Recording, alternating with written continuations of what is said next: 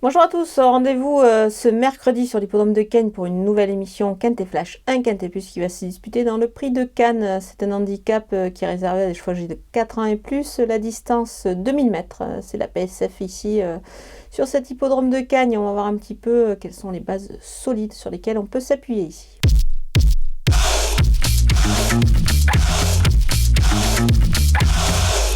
On attaque avec les bases, le numéro 15, Noce d'Argent. Il refait souvent surface durant le meeting de Cagnes. Je pense que ça peut être le cas ce mercredi. Du coup, je m'en méfie beaucoup, surtout sur cette surface de la PSF qu'il affectionne particulièrement. Enfin, je fonce avec lui.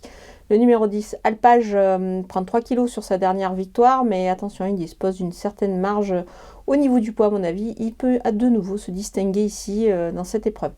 Le numéro 5, Grand Balcon, il reste sur une victoire dans une course à condition. Il revient dans un handicap à une valeur qui me paraît plutôt élevée, certes, mais je pense qu'il a vraiment les moyens de pouvoir encore briller dans cette catégorie. Les opposants avec le numéro 4, Luman, il a pris 2,5 kg sur son récent succès. Il est capable de réaliser encore une belle perf ici sous ce poids. Il a la pointure, évidemment. Le numéro 16, Koshenko, il portera les œillères pour la première fois. Ce sujet expérimenté dans les handicaps va évoluer sur son parcours de prédilection. C'est tout simplement 9 sur 9 ici. Difficile de ne pas le voir conclure à l'arrivée. Le numéro 9, User Kinley, ne cesse de progresser. Il peut encore franchir pour moi un cap malgré des pénalisations au poids. Je pense qu'il est capable d'encore se distinguer dans cette épreuve. Le numéro 2, Avoc, pénalisé suite à sa victoire dans un handicap. Il a moins de marge, certes. Alors, il sera plus en vue pour les places. Mais attention, avec un bon parcours, moi, je pense qu'il a sa place à l'arrivée. Mon coup de poker, c'est le numéro 1, American Flag. Son poids redevient vraiment des plus intéressants dans les handicaps. C'est un bon cheval qui a démontré qu'il était compétitif. Ici, pour les places, ça me paraît plutôt pas mal. Il évolue également sur la PSF, une surface qu'il apprécie. Donc voilà, on va le suivre en confiance.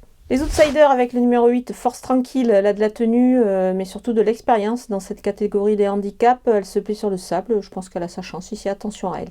Le numéro 11, Denia, elle revient à un poids qui me paraît beaucoup plus intéressant, même si elle a encore quelques kilos de trop. Elle peut, pourquoi pas, accrocher une place dans ce lot. Le numéro 3, Vent Contraire, il a encore changé d'écurie, il est en forme, mais il est peut-être un petit peu chargé, mais attention quand même, il peut accrocher une place. Le numéro 7, Guédard, il a brillé sur des distances plus longues.